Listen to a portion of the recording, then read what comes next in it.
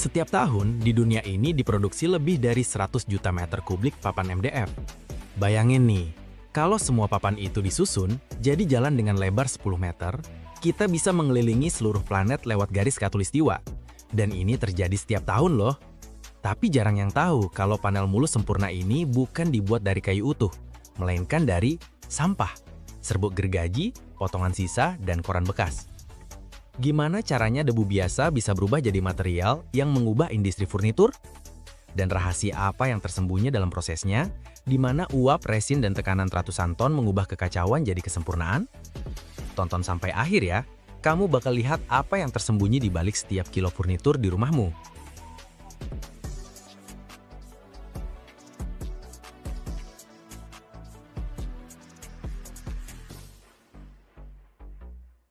Bahan dasar MDF itu bukan dari kayu utuh loh, tapi dari yang dulu dianggap sampah.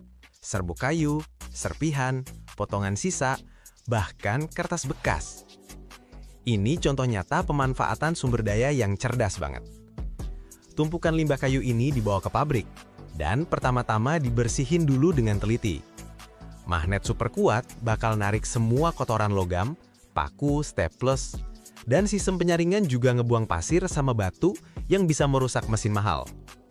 Setelah itu, bahan mentahnya dimasukin ke tangki besar di mana semuanya dicuci dan dikukus pakai uap panas. Ini bukan cuma buat bersihin aja. Uap diperlukan buat melunakkan lignin, lem alami yang ngikat serat-serat kayu jadi satu. Nah, sekarang dimulai tahap paling penting yang membedakan MDF dari saudaranya yang lebih kasar, chipboard alias particle board.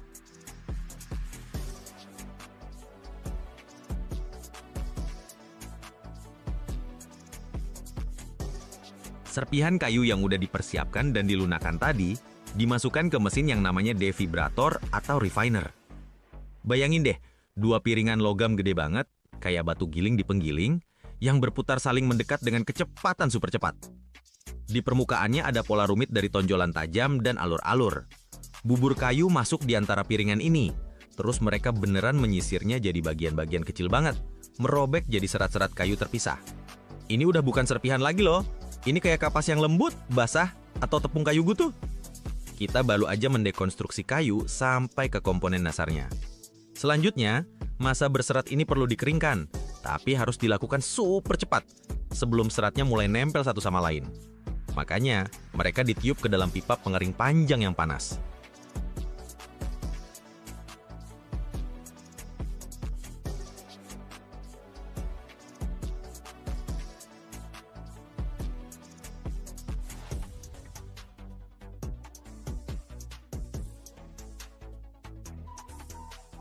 Aliran udara panas mengangkat serat-serat ini, dan saat mereka terbang melalui pipa ini, semua kelembapan berlebih menguap dari mereka.